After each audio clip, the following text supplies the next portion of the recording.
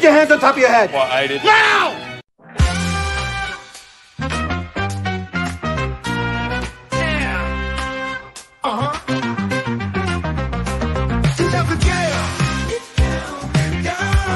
Here comes the jam. Getting down with the truth. The only way he knows how to. Girl, what's his name? We call him the chief. The chief? You're damn right. He's gonna get that sucker. Don't track down the truth. You know what a track down the truth. You know what a they call him. We call him the chief. The chief? You're damn right we do.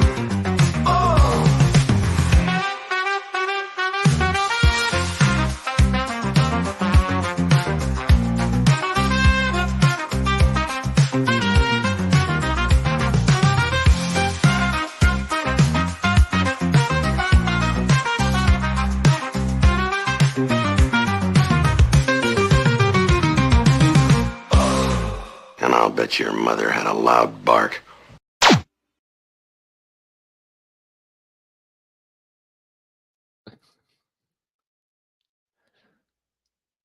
Well, that was a new opening. I hadn't seen that opening before, so thank you for the production of that. The chief reminds me of growing up in Detroit. That was kind of the beat that was going on, and they call me the chief. So they surprised me with that opening, Martine. Thank you so much. And anyways, today we are going to review the movie. Three angry men are going to review the movie 12 Angry Men. so it should be kind of fun. But before I get into my show, we talk about the 12 Angry Men, the classic Hollywood film. Let me talk a little bit about the LA Mission. The LA Mission has been providing services for nearly 85 years in downtown Los Angeles to the residents of Skid Row. This is the homeless people who live on Skid Row. They've been providing this service for a very long time, but they provide wraparound services to help people get off the streets. That's really their core function. They had switched over. They used to be just primarily providing basic services of those on the street, and they still do some of that. They feed like 1 million meals a year. They give basic services to those who are on Skid Row who don't want to get off the streets yet. They'll give them temporary housing, a place to get showers, a place to get their mail. But when they're ready to get off the streets, they also do wraparound services that could last up to 12 months.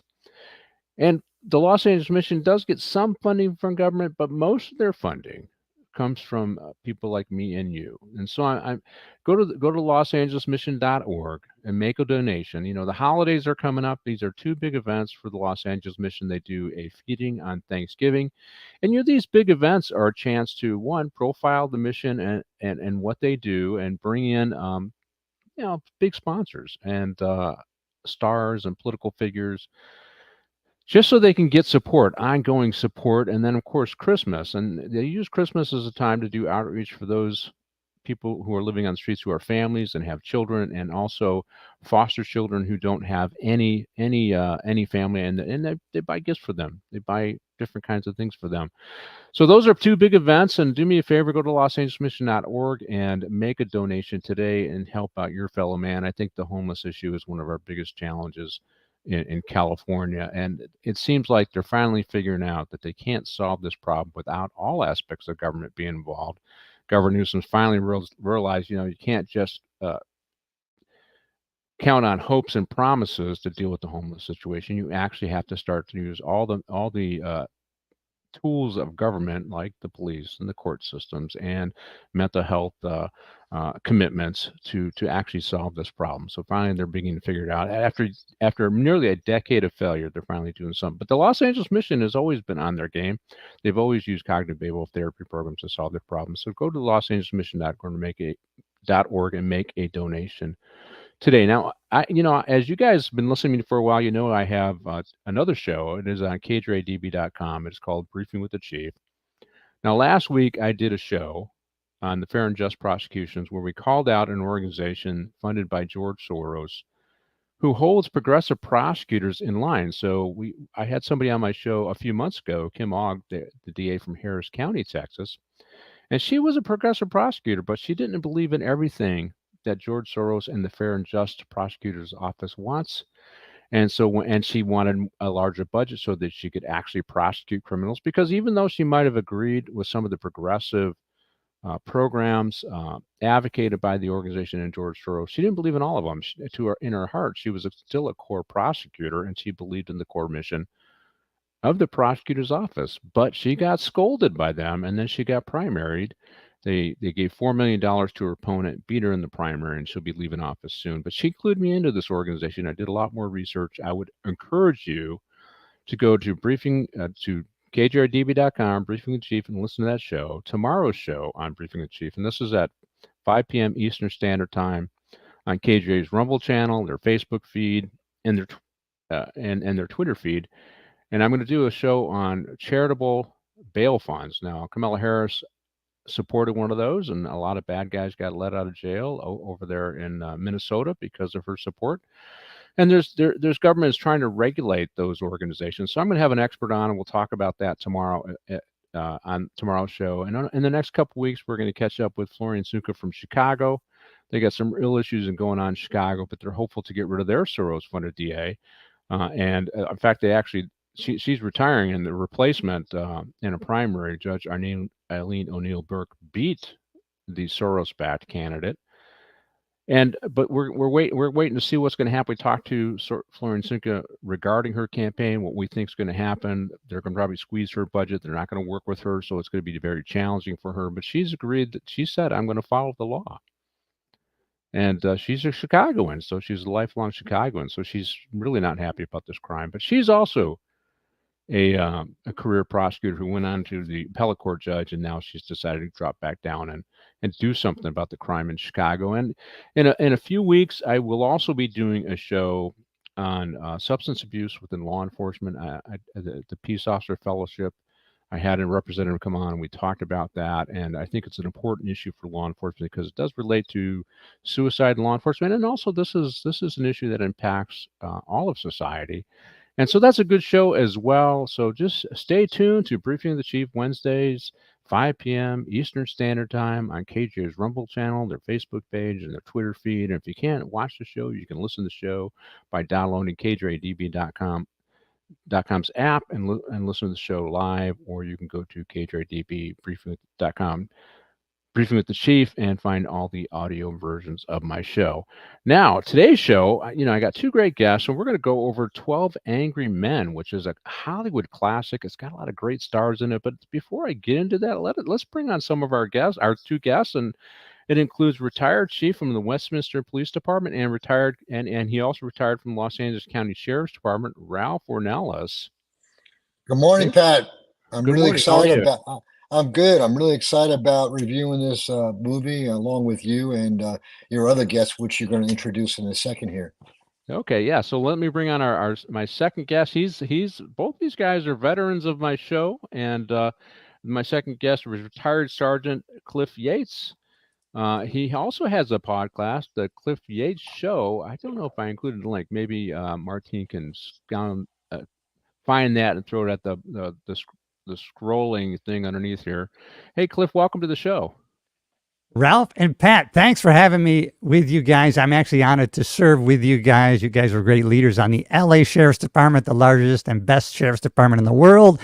And so I proudly join you to review this movie. And yes, go to the Cliff Yates Show. And I think maybe partly due to your audience, subscribers up 1,900%. I think it's because of your show. Thank you so much.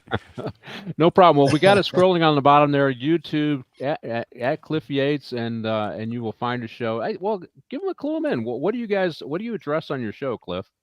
I do mostly positivity, motivation, inspiration, philosophy, so that we can all lead a better life. It's kind of personal growth. However, I've been delving into current affairs, really faith and family, and definitely politics and current affairs, because it's in our face. And I think really it's up to us individually now to stand up, step up, and speak up for what's right. Well, obviously that's what my other show is all about. I mean, I used to do a lot more politics on this show, but they gave me an outlet for where I could do all politics for an hour every Wednesday. And I haven't missed a show. So good morning to Penny and Slasher Fred for joining us here today. So I've been doing most of my politics there, although I do get into some of the politics still on this show. Ralph's been on my show. He's an expert in fentanyl, And so we talked Oh, about the wow. evils of fentanyl. Oh, you heard Yeah. my lead in, Ralph. What'd you think of my lead in about the fair and just prosecution, the bail funds, substance I abuse of police officers? I think it's great. I think it's great that you're bringing those expert guests to your show to discuss it and lay out the facts and how truly some of these prosecutors by Soros and what their damage they've done to some of our beautiful cities across the nation. And also, what you mentioned about Kamala Harris in regards to Minnesota during that time, how she worked with those funding to bail out these criminals, and they went back out again and did other crimes. So I think it's great that you're highlighting those. But can I just highlight something to both you and Cliff real Sure, quickly? sure. So I'm marrying with a guy by the name of Shay Cotton, and I say this because where my goal and Shay's goal is to leadership, me educating high school students about the dangers of fentanyl. And the last 2 years, I've been doing quite a bit of that. But Shay was an NBA player. Played in NBA in Europe and in South America. We just got together and we're marrying up our both our expertise. And my goal again is continue being a public servant to save lives because this worst epidemic we've ever had in our country in regards to fentanyl and the connection of cartels, China. So Cliff, I throw this out to you, Cliff. I'd love to be on your show. Well, I think we lost Cliff. Hopefully, he's Did he shut me out because I asked to be yeah, on his show? I think it's he's on an island, literally on an island, and I wonder if he lost his internet. Hopefully, he'll pop back in here. So hey, on with the guy you're partnering up with, are you going to be doing the same kind of stuff? There's Cliff back. Are you going to focus on fentanyl, or are you expanding your discussion because of his background? So both of us together, Cliff. I just threw a sales pitch to you, but you missed it. I said I love to get on the Cliff Yates show to discuss this program, Man Child, myself with Oh, Shay great. Cotton, Yes. and I would love that. and we can have both me and Cliff on with you, with Shay with you, to get this message out. And my spirit intent to our audience and both of you is to save lives because we're losing so many. Yeah. Ralph, I'm can I sorry, ask you? Can I ask you a question, Ralph? Is it always. true, from what I'm learning, is it true that really China controls a lot of these ports in Mexico where they're bringing this in, and then the cartels have really let the Chinese have a big hand in distributing this into the U.S.? Is that what's going on?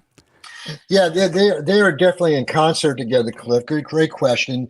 And what it is, they're bringing the precursors into two ports on the west side of Mexico, Manzanillo, which is in the state of Colima, and then the Lázaro Cordero port, which is in the state of Michoacan. And the northern port, Manzanillo, is controlled by Sinaloa cartel, and then the southern port is controlled by Cartel de Jalisco Nueva Generación.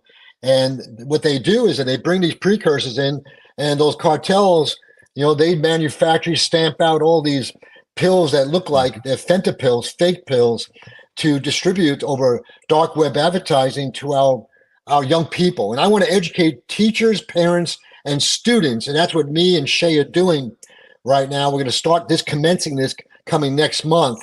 But meanwhile, at the same time, I've been doing this the last 2 years in schools around Orange County. So, I still want to be a public servant, and I don't get paid. I don't Right. get paid. Yeah. Right now I'm doing it because I love wearing the badge. I'm not wearing a badge anymore, but the badge is kind of, embedded in my chest, in my heart. Well, Cliff, if you want to know a little more about fentanyl, you can go to my show, Briefing with the Chief. Yeah. Briefing with the Chief, and listen to me and Ralph talk about it and prep for your show. I will. Yeah, I've been actually reading a book called Unrestricted Warfare. It kind of goes into the connection with China, and it's just amazing information that is not out there. Specifically, those machines that they're distributing throughout the U.S. that can stamp these pills with all sorts of, it appears to be regular pills, but of course they're hidden fentanyl. If I could say one more thing to you, you asked a question, Cliff. Yeah. The other component part of it is mental health. Yes.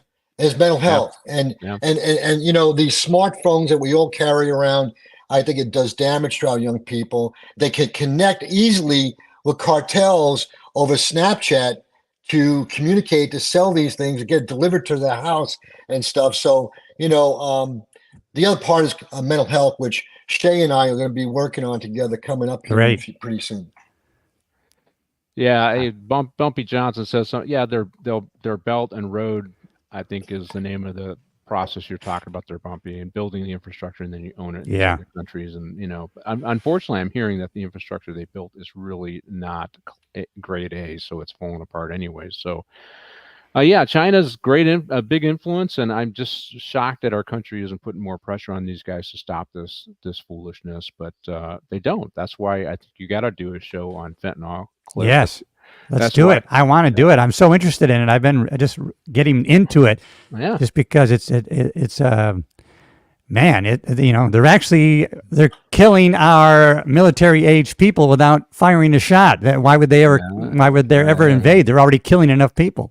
Can I say something else, Pat, please? Yeah. If you put together the two wars, Korea and Vietnam, those two wars, loss of soldiers, the last 2 years, we lost more young people from ages 10 to 35 Yeah. in the United States. Now, if that's not a tragic, horrific statistic, Cliff and Pat, and our leaders are not recognizing that, I mean, I'm sorry. We look what happened in the late '60s about riots all over the country, whether underground, right? Which we talked about, Pat, on your show. Why are people not standing up to this? I mean, it baffles me. Well, here's the thing is I think they do know about it, and we talked a little bit about it when I had you on. They don't want to embrace those programs that worked, the war on drugs kind of approach, because they've decided ideologically that's not the way to go. We're going to rely simply on treatment and harm reduction strategies. As we can see in all of our major cities, it's not working. It's not working. That's why Gascon's on the ropes. When Gascon first got in office, we already saw a climb in overdose deaths because of Prop 47, which he wrote and pushed. But in 2020, we had 2,500 overdose deaths, mostly due to fentanyl and methamphetamine in LA County. And just 2 years later, it was up to 3,200. So think about that. That is a huge increase in his first 2 years. It went up 500 in 2021, and then it went up. So that would have been 3,000. Then it went up to 3,200 the next year after that.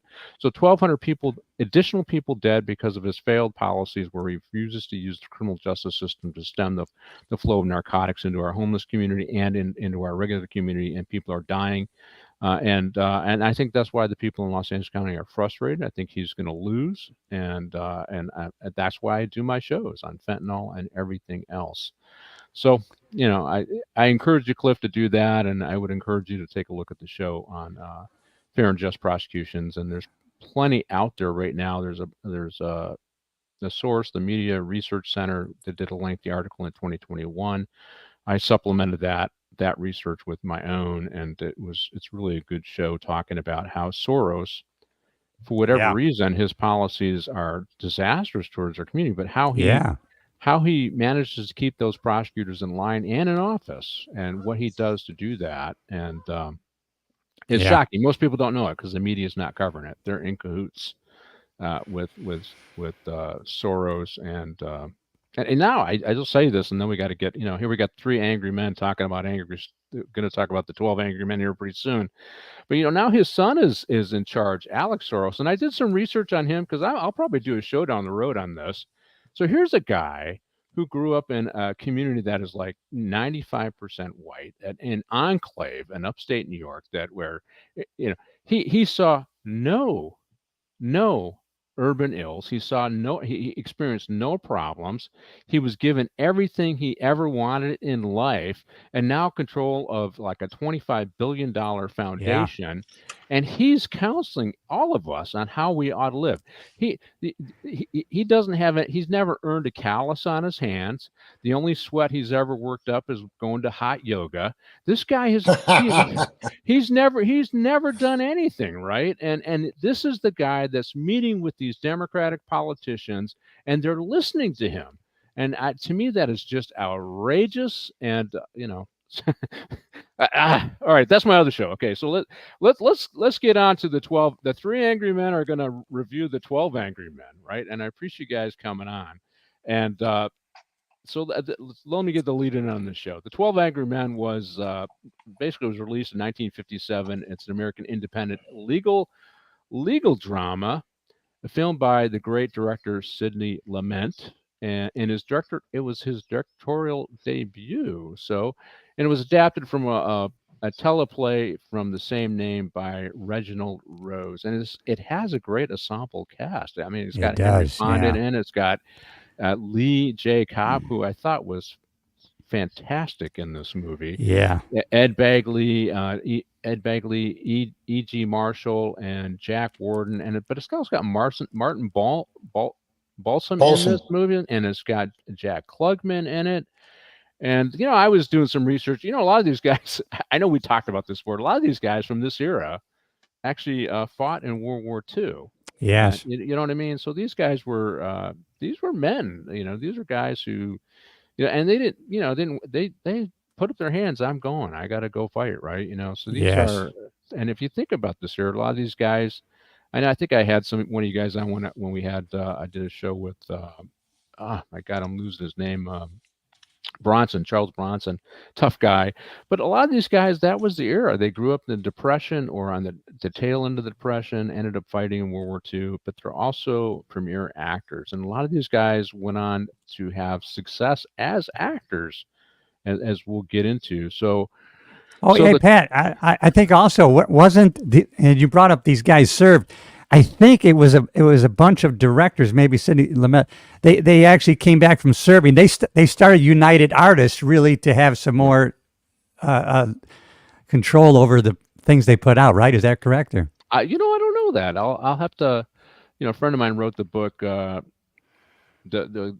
The guy who made Fox Studios, and Yeah. she did a lot of research. I'll have to ask her. I don't know that. I saw United Artists, and I know that was created by people in the industry. United Artists, obviously, and so I know they were doing a lot of films that were, and they were based on patriotic values and principles. I know John Ford went overseas. John Ford, correct. He was one of the guys. Yeah, that's right. Yeah. He filmed, and if this is Sidney Lumet's first, I don't know if he was old enough to be in World War II, because this was made in '57, so this would have been right. Yeah. So he might have been a youngster. Maybe he did go. I didn't check him out. I just was interested that a lot of these actors did go. But a great, let's see, the movie feels like a precursor to those known courtroom dramas, TV series like Matlock and Law and Order. Yeah, Slasher Fred, I would agree to that. And as we get into the movie, the interesting thing about it is a lot of it takes place, for the most part, in one room. I mean, they got the bathroom where there's some scenes in the bathroom, but it's all in one room, and it's all just straight out acting.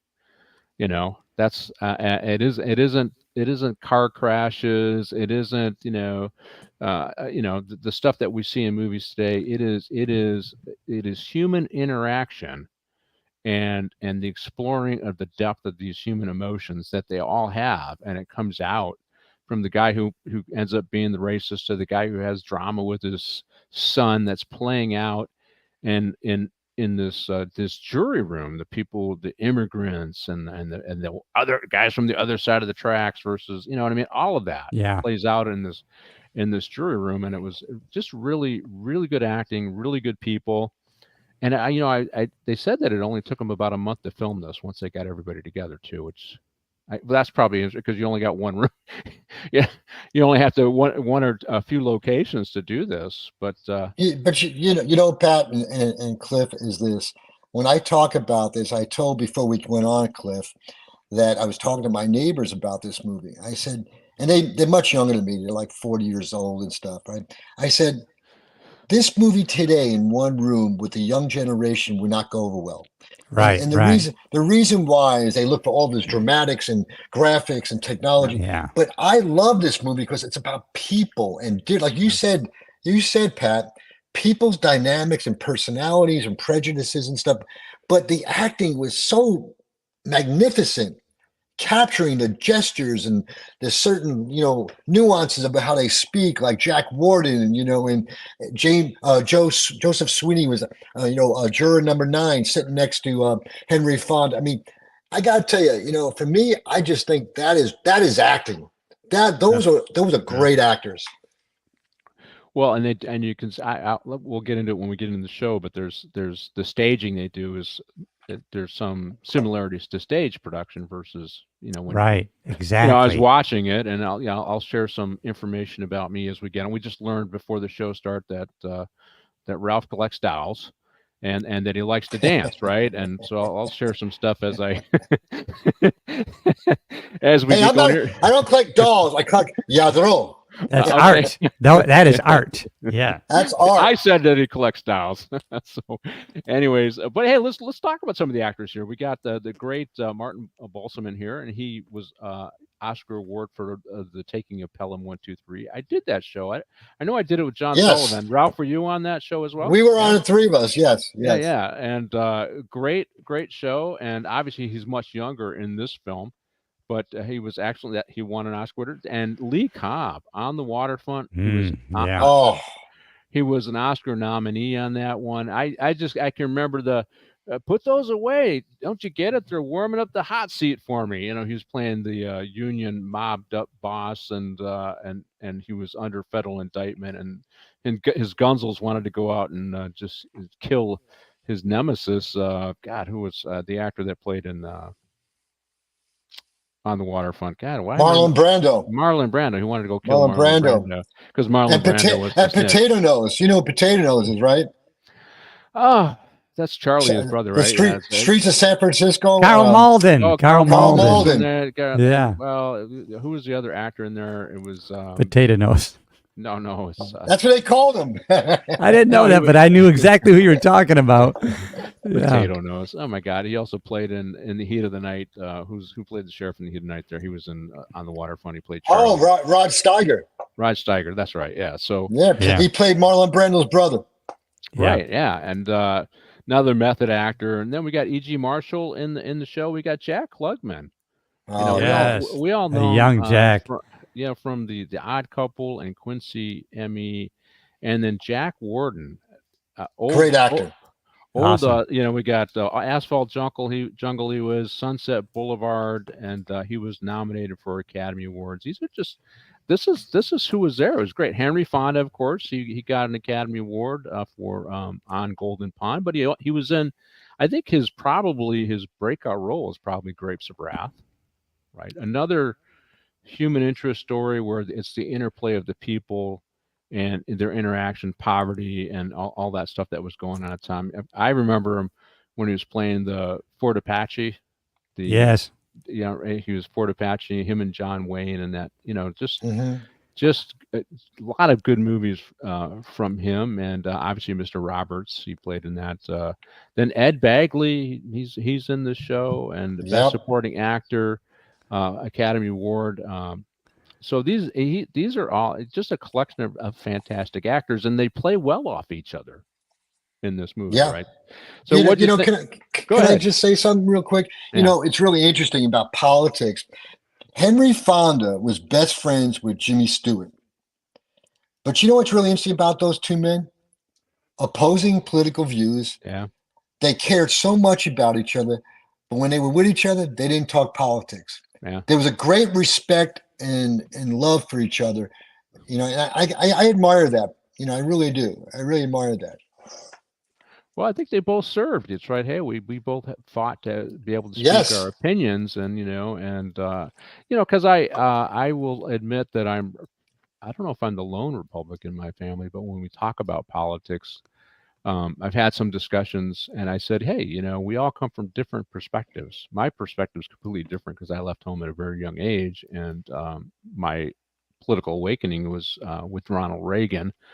And I believed a lot of that stuff, and I understand political identity. Most of my family identified as Democrats, but when I became politically aware, I was already out of the house, and I developed my own political identity. Because when you grow up in a household, you tend to embrace the political viewpoint of your parents, and Detroit is a blue collar town, so you tend to be pro-union Democrats. Although there were a lot of Reagan Democrats there at the time. But when as you mature, you develop your own political identity, right? And but I recognize that, hey, everybody's lived their own life, and so I have a perspective, and I expect people to respect it, and I respect yours, even though I might disagree with it. So, but a lot of these guys, they fought. So, hey, I fought for the right to be able to have my own beliefs. I'm not going to be suppressed. Nowadays, we got all these people running around telling us how we should believe, and they never done anything to serve anybody's needs other than their own.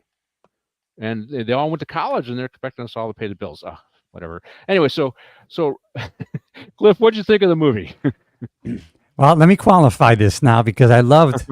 We did other Sidney Lumet movies, and I loved every movie we've done so far. And I love all these actors. And like Ralph was saying, that was real acting. Being in one room. I like the way they shot it. I didn't really like the movie as far as the storyline went. I didn't like it. But I mean, I love. I think I always tell my wife I can enjoy any movie because I'm interested in how they shoot it and like you said, this is one room. I'm thinking, wow, they really saved a lot of money. They probably cost them nothing to as far as locations. Like Ralph says, nowadays they want to blow everything up. So I did like that part of it, but the story itself I didn't like, So I enjoyed other aspects of it.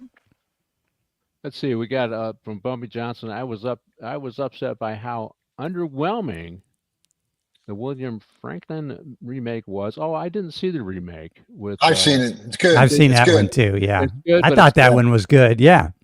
Okay. Was it just because you reflected with the actors a little bit more on this the newer version? Probably with me, I Yeah. think. Yeah. I think I like that one too because they had great actors. Also, with Bumpy Johnson put in Ozzie Davis, unbelievable actor, George C. Scott, William Peterson.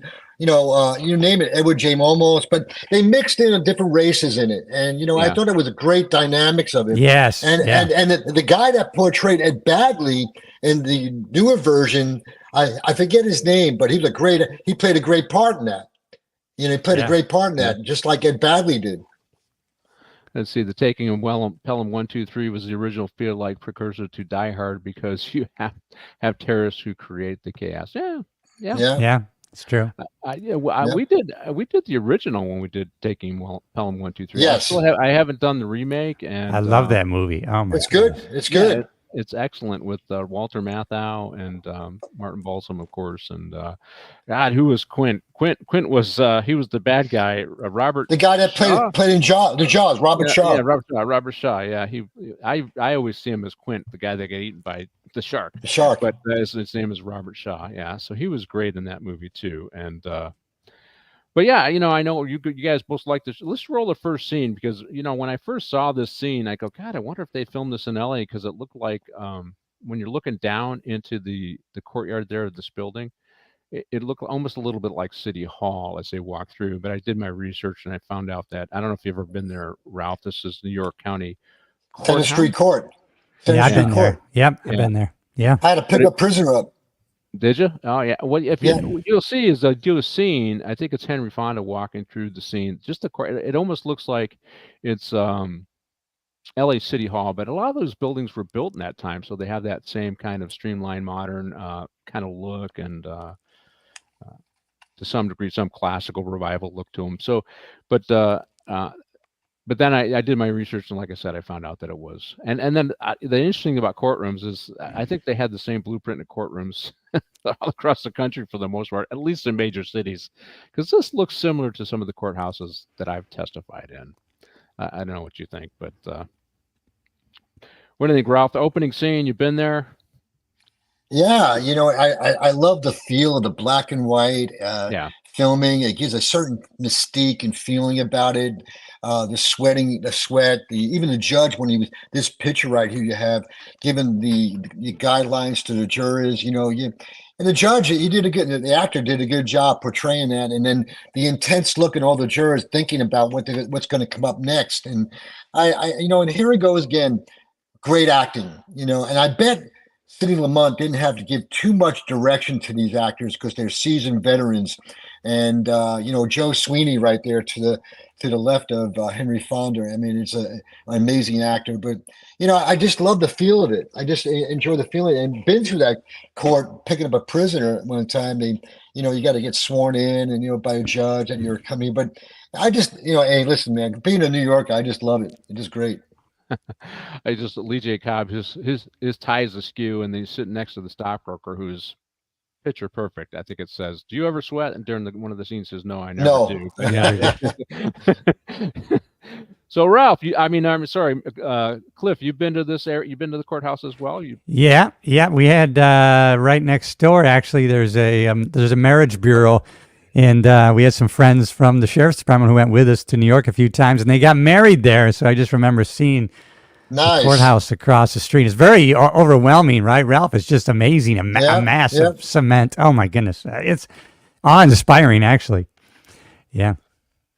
Well, I just I love those old buildings. I Yes. remember like my last gig, I was on the 7th floor at the Hall of Justice. I actually was glad that that's where you process when you got hired, right? When I came Yep. in the sheriff's department, and that's where I finished up on the 7th floor. And I was That's really great. happy to be in that old Oh my building because I goodness. love all that historical architecture, and that the fact that they actually tried to do as much to use as much of the original uh,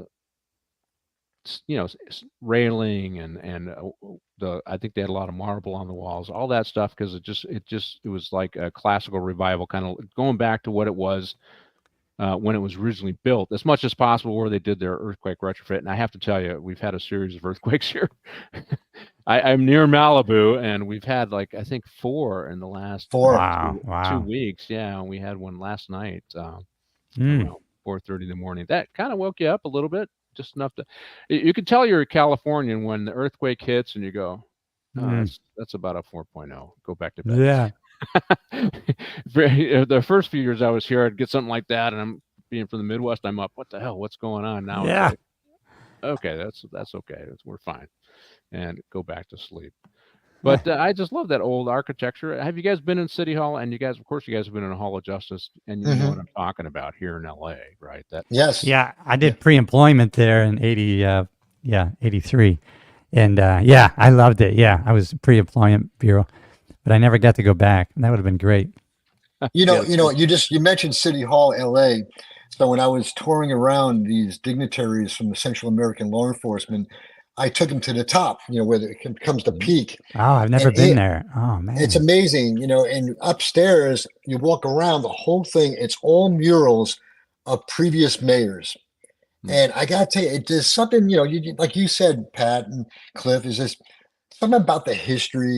Yeah. You just really appreciate the culture, and what it took for these people to bring Yeah. that city, and even the board of supervisors, county, to the level it's today.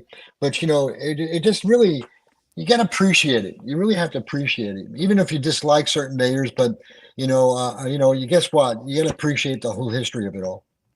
Hey, even Ralph, speaking of that, when I worked TSB for some, because I was always downtown, I got a book on the history of LA downtown. And I just was good to all these places, right? One street had all the banks on it.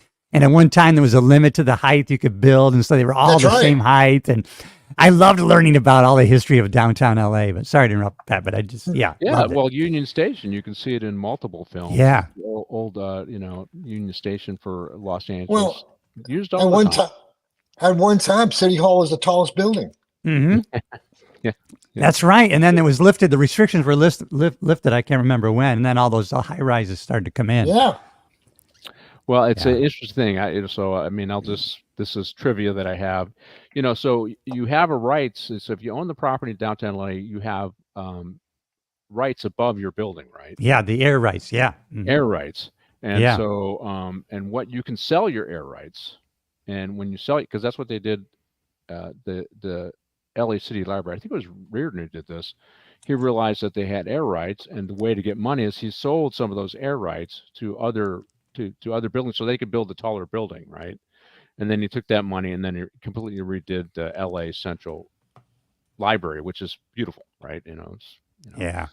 I mean, not and then people are going and renting books these days. Now everything's online, but I love the old books. But so air rights are an interesting concept, and you sell your air rights up to a certain point and make money to redo the property you have.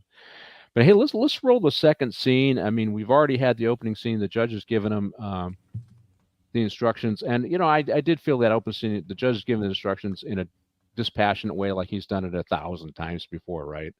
and you kind of see that this is just the justice system cranking out, and you Yeah. see these guys. You start seeing the personalities of these guys coming Yes. out, Yeah. and right away they're influencing other. Oh, this guy just gets guilty. He's guilty. This ain't going to take very long. He's guilty. What do you think? And there's some. Well, yeah, maybe, but But for the most part, everybody's leaning towards he's guilty. But yet, like I said, you start to see the prejudice coming out, even in this original scene. And I have to say, on a Cobb here, I felt of all of them, I think Cobb, his character had the most meat to it. He did a fantastic job to it. And if I had to pick one of the actors out, I would say he was number one. And although I think the bigot was good too, I Henry Fonda played a much more subdued role, right, in this thing. But these guys got to display emotion, and I really like uh, Lee, Cobb's performance, and I felt he did the best job. But you start seeing in this original scene the prejudice start coming out and the jockeying in the room, and this happens whether it's a jury or it's a room full of executives sitting down to do a meeting. This is that human interplay that can happen all the time. Imagine, Cliff, you're sitting down with a bunch of Yeah. comics. You start seeing this. Yeah. Who's the lead comic in the room? Who's the guy in Yeah. charge? It's the same. Most of you guys don't realize Cliff used to do stand-up comedy as well. But this whole Yeah. interplay of people and their personalities start to play out. So, what'd you think of this opening? This scene, Ralph? You described it, pretty good. All the actors and the characters are trying to feel each other out. Are they going to be groupthink? And you could tell even before Henry Fonda reveals himself, he was quiet, analyzing all the people around the table. Even when he was near the windows, he's feeling people out, and just as Lee J. Cobb is feeling people out more in an assertive manner. Jack Warden's kind of the guy. He's floating. He's going to float in any direction you want him to. But I can't. I gotta be honest with you, Pat. I can't say Lee J. Cobb was the best, but he did a great job because I thought all of them brought something uniquely to the table to make this movie so great. But we all know we've been in rooms on promotions and stuff. Becomes groupthink, and it's always that one individual. Even when you're with your staff, as a captain or a commander, you're a chief, you analyze who is that person, and so each one of them are feeling that whole thing out. Martin Balsam was laying back a little bit, and then Henry Fonda, though, quietly inserted his leadership a little bit, in I think, a very diplomatic, strategic manner. I'll lay this story out to you, Ralph and Cliff, you guys. So I was a brand new chief, and we're doing our first chiefs panel where you're doing promotions, and the captain was, and I was on the end. So they went around the room. Okay, who are you pushing? We only got 5 people, so who are you pushing? Who you're pushing, kind of thing. And of course, there's like 12 chiefs in the room, or 10, or whatever we were, right? And I'm on the end, so I'm always going last. And after the second go around, I look at the captain, and you could have heard a pin drop in the room, and I said, "Is there a point in time where I get to go first, or is it always going to be the guys on the other side of the room before I say anything?" and everybody's already made their decision on the 5 that are can promote, because I can tell you with the way you're doing this, laying this out, that anybody on this side of the room is not going to get a candidate promoted, and I just don't see that as fair. And then, it was dead silence, because this was like the first Chiefs panel after Vienna waiver, right? So there was a little bit of pressure in the room to get certain people promoted. And I said, because this ain't working for me. And the captain immediately said, "You're right. We'll start with you next time." And then the next Chiefs panel, there was much more organized, and there was an effort to try and make it much more fair. But that's what happens in these rooms. You either, if you're not assertive and to do the right thing, people will just be quiet. Particularly, this was the very first one, and everybody's trying to scramble and figure out if their promotion's built on quicksand or solid ground. I sure as hell didn't know, but I realized, hey, what the hell? I'm 58. What are they going to do? Force me to retire? Oh, okay, whatever. But that's when I see the dynamics as we talk about it, that's that stuff plays out. There's this human interaction, and you got to stand up occasionally when you see that something's going on is wrong. And some, like I said, you could have heard a pin drop in that room. That shit happens, right? So that's kind of how I'm thinking about it. What do you think, Ralph?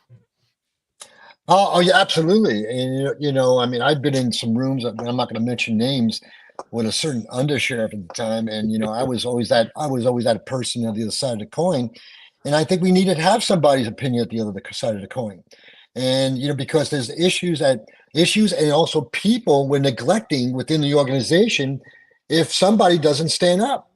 And somebody doesn't stand up, not in a manner that's you're putting a pencil in somebody's eye, but to broach it in a manner that is effective to have an overall understanding about the organization, not just one perspective, Yeah. because people are intimidated. And so, I think it's very important. It's very important. And to this movie, I mean, I think it was great. Okay, Martin Balls go, let's go around the table, right? And and then here's Henry Fonda not guilty. Yep. And I love he said, let's talk about it. Let's discuss the issues. Yes. And because everybody wanted the guilty to move on to the baseball game, the marketing, wherever their occupation was. And I just really believe that, Henry Fonda showed that, and like Cliff said, he might not like the result of the movie. Even maybe I think Martine said that, I believe. Correct me if I'm wrong. But the thing about it is the movie itself and how real life is about. Henry Fonda demonstrated certain leadership qualities in a very strategic manner, I think. Well, I think he also understood the obligation of a juror at this. And here's one of the quotes that came out of this scene. I have lived among them my whole life. So yeah, he's guilty. I've lived among them my whole life. I know. And so I mean, this guy isn't about evidence. It's about emotion, right? And I think this is paraphrasing. I think Fonda's sentiment, and I don't think it's an exact quote. We have an obligation to prove why, or I'm sorry, this is other people about Fonda saying he's not guilty. We have an obligation to prove why we believe that he's guilty. So, which is interesting. Instead of putting it all on him, which probably happens in the jury room. Why do you think all of us think he's guilty? Why do you think he's not guilty? You prove it to us. But they flipped that script, so to speak, and took on the burden of trying to prove it to him and let him pick apart their case. What do you think, Cliff? Same thing. Dynamics. You get in a room, something isn't smelling right here, nothing going on, and either you or somebody else steps up and say, they said no bueno here. I'm not going to do this. That's not easy to do at times, right? No, it takes, like Ralph said, leadership. And I liked it. Yeah, Lee Cobb did a great job. But like Ralph was saying, sometimes because Henry Fonda had to take a more subdued response, that's kind of sometimes the hardest thing to display those emotions through the eyes. So he has to be thinking something that's going to be revealed to express those proper emotions to come out through his eyes. And I'm thinking also, while you guys were talking, that these guys, I bet it was pretty much, written out as to their different personalities, or else these guys did a great job of revealing, like you said, their motives. Like Jack Warden, he's expressing, he's agitated, he's trying to get to the ball game. He's agitated. Let's just get this over with. He has motivation as to why he wants to get this done and get out of here. And then the other guy, I've been around these people, he has motivation why he believes he's guilty. And Henry Fonda is open-minded, like Ralph is saying. He expressed leadership there. Hey, maybe he's guilty, maybe he's not. I want to talk about it. Let's put it out there, the reasons why we believe what we believe. So, man, as you just dig deeper and deeper, it becomes even a better layered movie. Yeah, Absolutely. Some of the comments made, I think, during this time is, the discussion of the L train. So I have to ask, Ralph, Yes, the noise on the L train. You're a New Yorker. Yeah. You're living near an L train. Is it loud? Loud. I mean, let me tell you, I didn't live right next to it, but it was nice to go to my relative's house that's next to it.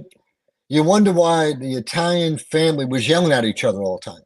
Yeah. on my mom's side, not the Yeah. Mexican, the Yeah. Italian side. They're always yelling, "Why you yell?" Well, you had to yell to be heard. You know? I mean, it's deafening. You know, the cranking and the wheels and the metal to metal. You know, and Oh, the yeah. brakes. You I know, love mean, it. but that's, you know, I look back and I see movies like this, but New York. And I just came back from New York. You see my daughter. You know, there's something about New York. Oh, I love it. The vibe, man. It just, you know, I walk with a step like Staying Alive with John Travolta when I walk through New York, man. I can Yeah. feel the music in my head. We do too. Yeah. Now, I think it's the 7 and the L. They're the only ones that run east and west, right?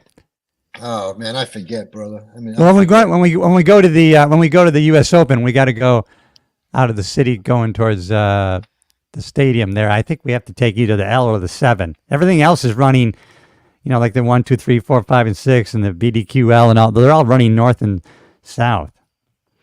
Yeah, I think the L runs east and west. Yeah. you're probably right. I just can't remember, but you know, Yeah. the thing about it, the sound. I love those sounds. Oh God, the squealing. I love that squealing. Squealing. Smell the hot dogs when you're walking below it and stuff. You know, the nuts, the roasting nuts. Yeah. Come on. Oh, the smells. The prosciutto. You know, all that kind of stuff. The pizza. Yeah, forget about it. Yeah, but during this scene, one of the things they keep saying, well, you can't trust these people, and then of course the witness testifies, and I think it was Fonda says, well, you said you can't trust these people, so why are we trusting her as a witness? That's right. So, that was a great line. So he begins to use their prejudice against them. Yeah, he did. I love that. Yeah, but you trusted this witness who's the same, and this is that you're beginning to turn the people in the room who are because we got 12 men here, right? Some of them not all white. We got, I think, Klugman and the guy who had he had problems finding the right word there. He clearly is an immigrant, and so they were. Yeah. They were. That was George Vukovich.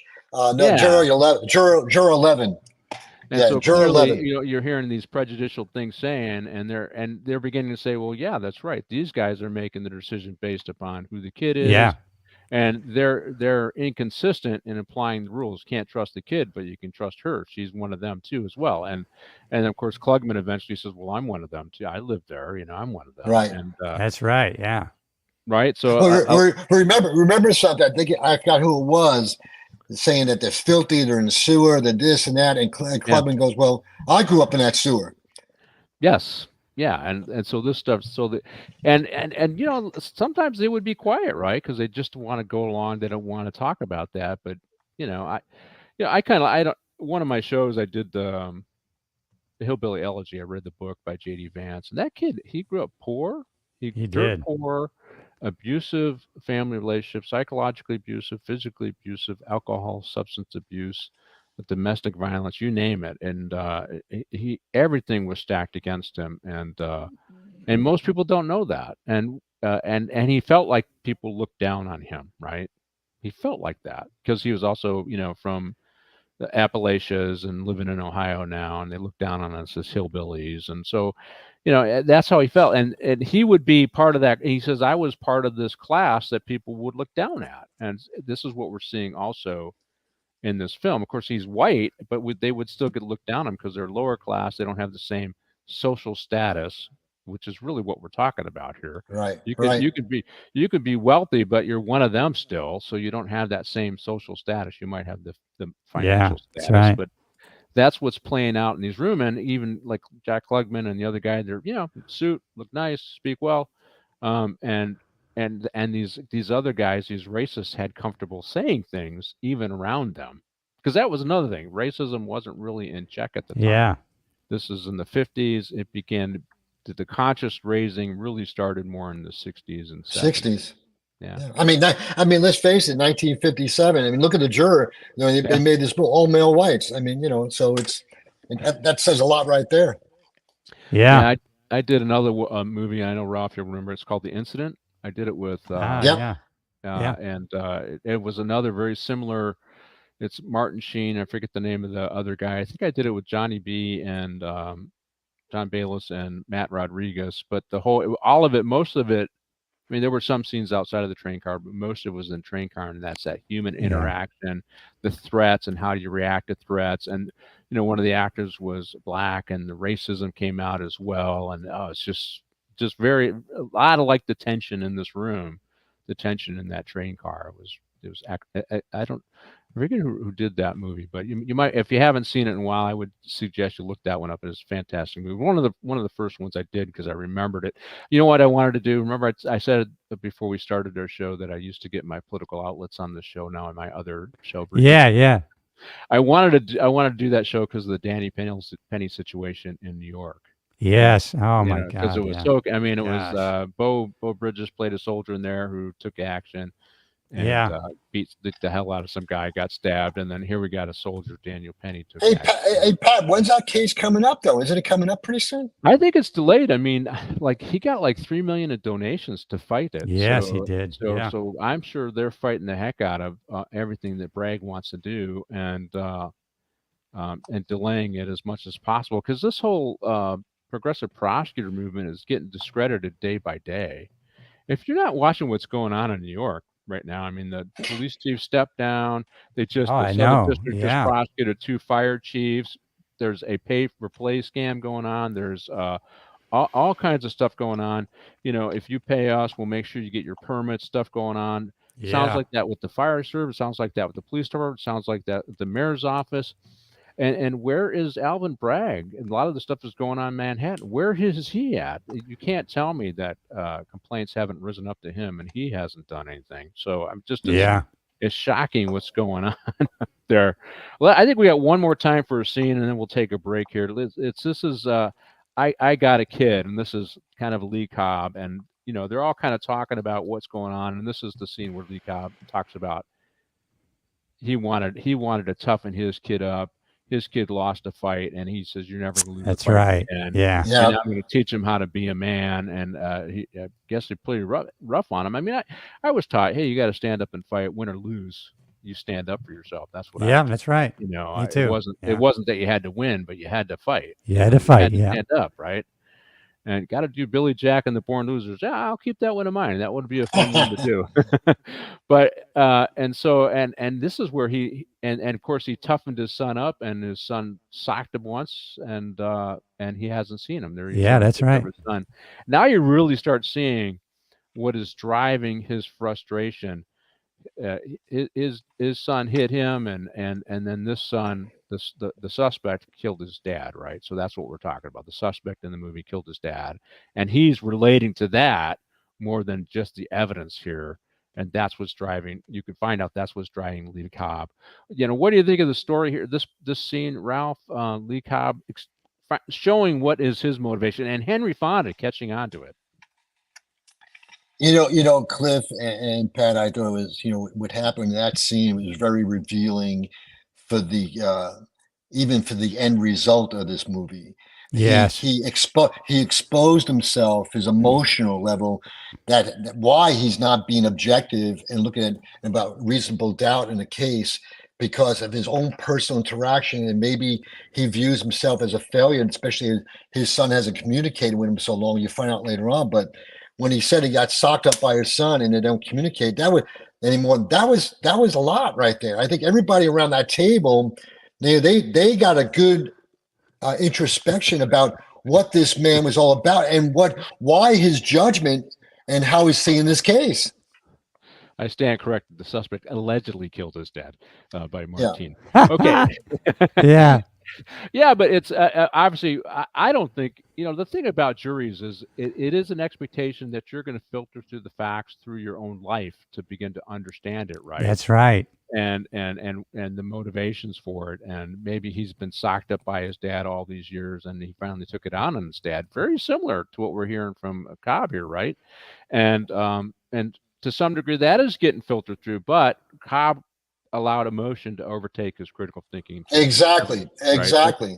And which is a problem. And this is also the scene, I think, where here we got Jack Klugman. He says, I lived my whole life in the slum. You just saw that right there. They're talking they're from the slum. And he says, I lived my whole life in the slum. And he's challenging him. Wait a minute, please, right? He's challenging him. And Yeah, see, I played in backyards and they were filled with garbage and so Smell. and the Yeah. smell Smelling on me. and you can smell and you probably smell, so yeah, this was a good scene by Jack Klugman here. Just and he plays this really subdued because when he plays Oscar in The Odd Couple, he's kind of the grouchy, masculine, and here he plays a really subdued guy, right? So you see that. I mean, since we know these guys from all the different parts they played, you see this really good, different kinds of characters that they're in their capability to play them. What do you think, Cliff? Yeah, Jack Klugman, I guess I was reading trivia, right? He was juror number 5. So with his death in 2012, they're all dead. All 12 jurors are dead now. Yeah. Yeah, sadly. Wow, I didn't know that. Well, that's Yeah. a downer. That's a downer. That's a downer. All right, hey, listen, I have to go potty, so we're gonna have Me to take too. our All right. break right now. All the old angry men are gonna go to the bathroom, come right back, and we'll finish up with 12 angry men. The 3 angry men will come back and finish with the 12 angry men in just a minute. Martine, go ahead and take it away for your commercial.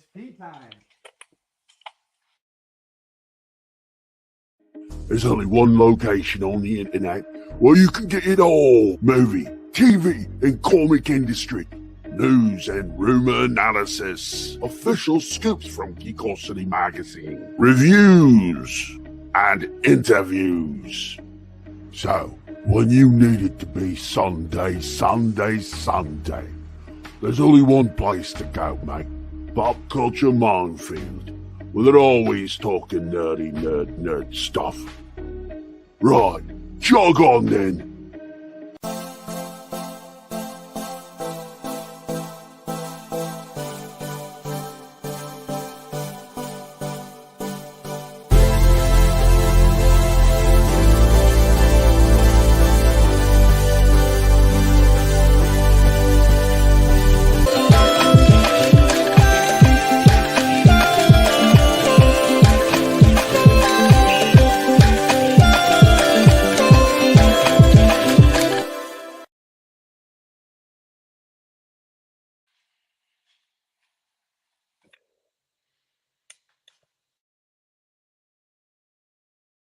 There's only one location on the internet where you can get it all. Movie, TV, and comic industry. News and rumor analysis. Official scoops from Geekosity magazine. Reviews and interviews. So, when you need it to be Sunday, there's only one place to go, mate. Pop Culture Minefield. Well, they're always talking nerdy nerd stuff. Right, jog on then.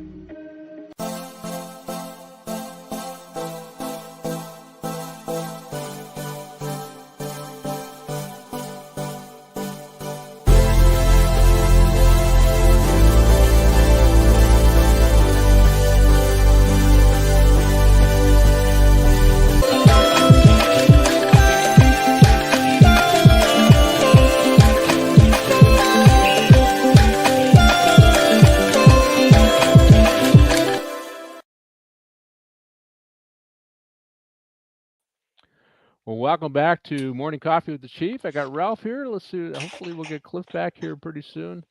There's Cliff. There he back. is. We had all had time to go to the bathroom, and I had time to wash my hands. I don't know about you guys, but plenty of time. Absolutely. Plenty of time during the commercial break. And Martine made a comment here, and I think it was great that the movie really never established. I mean, if the kid was actually guilty or not. Yeah. That was the whole part of this. It was about reasonable doubt. Yeah, you know what? I think I'm gonna put you on the spot here, Ralph. You want to explain to the audience reasonable doubt? What is it? What is reasonable doubt in terms of a conviction?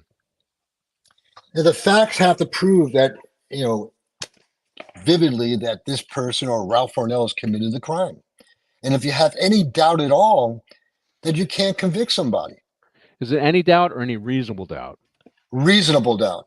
And reasonable doubt, not just doubt, but reasonable doubt. It's got to make sense to prove, like what they did in this movie.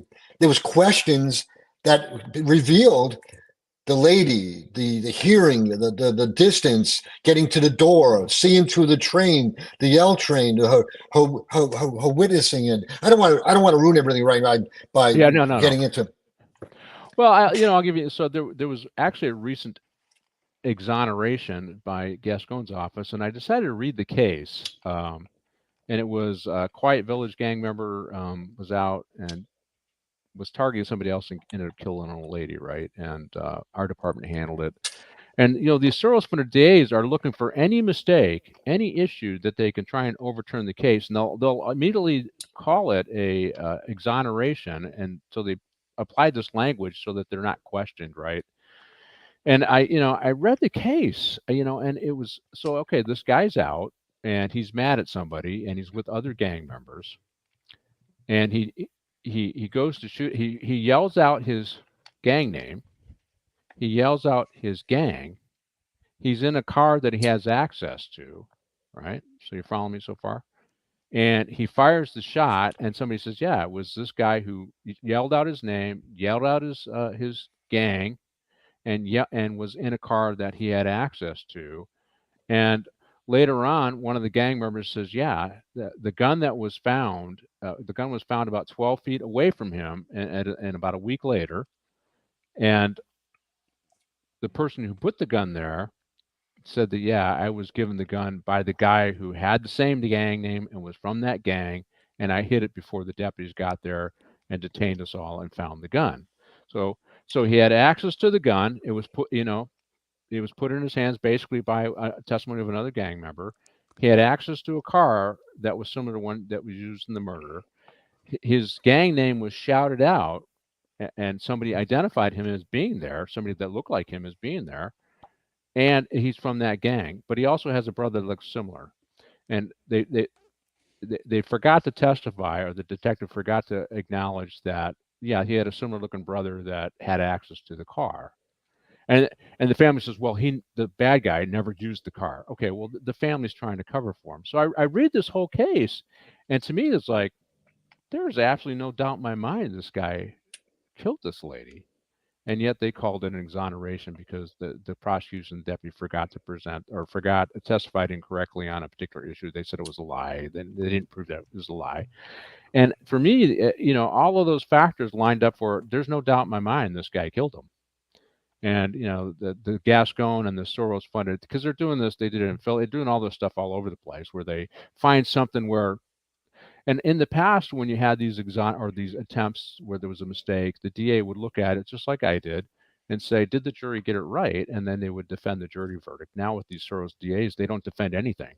They just say, oh, no, it's bad. We got to let him out. In reality, the guy was actually guilty. To me, it was like, I'm looking at the evidence to go, to me, this is beyond a reasonable doubt that this guy is guilty. And that's where I say it. So they're saying, they're saying, well, there is a doubt. And I'm saying, but it's not a reasonable doubt. I mean, that to me, that's the difference. And Right. and the goal of many of these Soros DAs is they just want to get people out of prison. They don't care what they have to do it. And so they're saying any doubt is reasonable doubt to get these assholes out. And I'm saying, no, I mean, you could look at the facts. And to me, it's like, you can't convict anybody else, but you can only convict that guy on this, which means he's the guy who did it in my mind. But anyways, that's kind of the way I look at it. There is some doubt, but when you look at the fact pattern, it's not reasonable. It is very reasonable to think that this is the guy who did it. It's not a reasonable doubt, which is now the standard that these Soros DAs are putting on all these cases. I don't know. What do you think of that analysis? Does that kind of lay it out a little better? Yeah. And also, as you're laying that out, Pat, I was thinking about Operation Knockout, which we did a federal investigation against Hawaiian Gardens, which connected to Mexican mafia and the cartels. And I just wonder, those 4 years and the unbelievable cases that deputies, the federal agencies, the DA's office, and the Assistant United States Attorney we had. I wonder what today. How in Gascon's world would we get all those convictions we did with Operation Knockout? And we drilled down on those cases. Those detectives worked so diligently hard with the district attorney's office, the Assistant United States Attorney, I don't know. I mean, it frightens me. That time and place, we had 210 federal indictments and all the other hundreds of cases we've prosecuted on the gang injunction and local, state statutes. Would we get that? Yeah, it's just so yeah. It's and most people don't understand. Reasonable doubt doesn't mean any doubt. It means it reasonable. So in the case I mentioned, should they have presented the evidence of the brother having access to the car and looking similar to the killer? Yeah, they should have. They should have made sure that was out there. But I doubt, Yeah, but based on the you fact know, pattern. But that would have changed the verdict, and that's where I get at. It's like there is doubt, but then there's reasonable doubt. So there's a difference between the two. What do you think, Cliff? Yeah, and then I was thinking, watching the movie, even just that where we've come from. I guess that's probably how it used to be. Now we've got, these people, they have jury consultants, and these people know how to read people, who to get off, who to get on, and it's a whole psychology, and it's an art form. They kind of know how to do things to manipulate really the jury. Yeah, and if you're too aggressive on that, if you strike too many people who happen to be black, and the suspect or the person being prosecuted is black, and then now suddenly that's considered wrong, and then they're passing laws for that, and so it just. Can I make another comment, Pat? Yeah, sure. Also back in that time, that arrest of that young man, we didn't have the attorneys like Cliff said. Look into the backgrounds of the police, the policemen, policewomen, deputy sheriffs. Look at now how many things are exposed. Ralph Ornelas did this back in 1981. Yeah. Look what happened in the OJ case. Well, I mean, Furman gave him made comments writing a book, which injured the whole case. But look at all the other cases I see, even with our former department, they're going deeper into the deputies' backgrounds and discipline. And what was that discipline? And the other thing is this: they look at what preceded this arrest with this deputy or police officer, and did he use the same method to make arrests in the past that were questionable? I got to tell you, it's a whole different strategic, on the defense attorneys and the public defenders strategies, how they come after law enforcement on these certain arrests. And it's what we're living in, and that's why Pat, Cliff, and myself, when we were out there, I used to tell the deputies all the time, you got to be smarter than the average bear, and you got to look at things. You got to look at things at all different angles all the time. You got to become the Steven Spielbergs of this movie that you're in at this present time when you're making this handling this investigation or this arrest. Yeah, that's right. Let's roll the next scene, doubt, because it kind of plays into our discussion here, and I agree with Ralph. And now it's they're turning over every rock to see, and the actions they're taking are unreasonable. And we used to have some kind of, let's see, Superintendent Stacy Clark of the Toronto Police Department Service crazy story to research. Yeah, I'll have to look at that one. I've read that. I've read that story. Yep, I read it. Yep. Yes, thank you, Bumpy. Bumpy, I'll take a look at that one. But in this scene, I think this trial took 6 days, and the defense, they're talking about ineffective counsel. If you lose, that's always an argument they make, ineffective counsel, right? Yeah, that's right. He didn't do enough here, he didn't do enough there, and suddenly, because he or she didn't do everything, then it's always ineffective, and everything that might have got him off, it's ineffective counsel. But I will say, and I read the book They're Lying by Liz Collins, which she talked about the prosecution of Derek Chauvin, and it was interesting because one of the things that Keith Ellison did, he's the AG, the ultra leftist AG of Minnesota, is he did a concept called haystacking. And haystacking is they asked for discovery, and they gave him discovery, and it was like 6,000 pages of evidence or more. They gave him everything they asked for him, but they did it out of order. They made them PDF files, and they made it so it wasn't searchable. So they overwhelmed him with all the documentations and made it in a way that it was incredibly, it was useless for them. They would have needed a battery of attorneys to get through it all. And that was purposeful in the prosecution Yes. side. I think that, I don't know if that will ultimately lead to an overturning of the case, but it demonstrates it, because here's the interesting thing about these Soros DAs, which drives me crazy. And I can give a lot of examples, but here's a case where the AG's office knowingly violated the due process rights of these police officers to achieve their goal of prosecution of a police officer. And whether you agreed with the conviction or not is immaterial. The actions of the prosecutors indicates that they didn't fulfill their oath as court officers to just seek justice. They did everything they could to interfere with justice by doing something like haystacking. Another one he did is they were looking for use of force experts around the country, and he had 14 lawyers on the prosecution, and they called every single high-profile use of force expert in the country so that they're conflicted and they couldn't be used in the defense of the officers. Another dirty, typical, you kind of see that in divorce cases in smaller towns where, one will call all the attorneys, so the other person has to go somewhere else to get an attorney. But that's despicable. Why would you do that? There's only one reason to do that, and that is to interfere with the due process rights of those officers who were ultimately convicted. And so these progressive prosecutors saying, oh no, we have to make sure that the rights of the accused are always protected, but it doesn't go that way when they're going after cops. I know you brought up cops in their background, but that's what's going on today. And in this movie, we're really just talking, well, okay, are we overemphasizing these witnesses because of our own bias is one of them. And they're talking about the one eyewitness. So they did talk about there's a limited number of witnesses. We got one eyewitness, the lady who's looking at the crime through the L train, as we said, and then the guy downstairs who it's hard to hear really because of the L, and maybe he's exaggerating, and maybe he just really wanted attention. And they're talking about the knife. Well, that's a unique knife. Now, here's where I got to get your guys' opinion on this.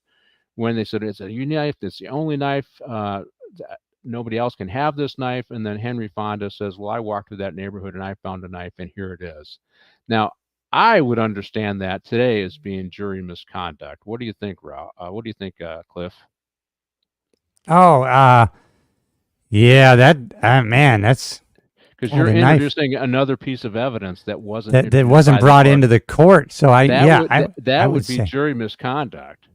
I'm sure in the instructions they would have not allowed that to have happen, but of course this will be maybe one of the few times when they took Hollywood license to do, what they wanted with the story, I guess. Yeah, so you're right. In the real world, I think that would be considered jury misconduct, or maybe at least it would have been grounds to win on appeal, right? Yeah. Yeah, because he's walking through. Well, to overturn the jury verdict and prosecute, right? Because he says, "I walked through the neighborhood," so he goes through the neighborhood, and I found this knife in the store, and I bought it, and then he brought it in. In terms of the scene, this is a great scene where he throws the knife down. He goes, and of course that immediately everybody back. Well, where'd you get that? Where'd that come from? Yeah, and it immediately dispels the notion that this is a unique knife. And that maybe this kid didn't get a good attorney because the attorney didn't do the research, but I did. And that would be considered jury misconduct. And they would immediately declare a mistrial if that came out and re-prosecute the kid, right? That's how I saw this. That's true. Yeah. Hey, Martine, did we lose Ralph? Or I think we did, right? He's back. There he is. I'm back. Oh, you're back. Sorry about that. I lost you guys for a second. Okay, so I got to ask you this question too. So, they're saying the knife is a unique knife, and Fonda's saying, I don't think his defense attorney did a good job. He wasn't there for me, ineffective counsel. But there's the fact that it's because they're going through all the issues. The lady saw him, so they got an eyewitness. The man heard the argument, then the dad dropped, and that comes into question later. But the knife, the unique knife, the one-of-a-kind knife, and then Henry Fonda takes the knife out and throws it on the table. You mean like this one? So, question. I asked Cliff, this is jury misconduct nowadays, right? You can't introduce a piece of evidence. He says he walks through the neighborhood where the kid's at, does his own research, sees the knife and buys it and brings it into the jury room. Today, that would be jury misconduct, right? I believe so, but it's great theater for the movie. Yeah, exactly. That's what I was thinking. I gotta give Henry Fonda the character walking through the community, doing his research, and Yeah. buys it and sticks it down. But yeah, it's great theater though. It's great theater, and pardon me, like, hey man, I love Henry Fonda when he did that, but let's face it, nobody brings any evidence. Hey, it's like bringing a gun or a glove into OJ's case, or a knife. Hey, look at this, is the knife I found, and I also found this glove. Yeah. Yeah, I as soon as I saw that scene, oh, that's jury misconduct. You can't do that. And of course, hey, but maybe in 1957 they could have done That's that right. shit. I don't know. That's what I was thinking too. Yeah.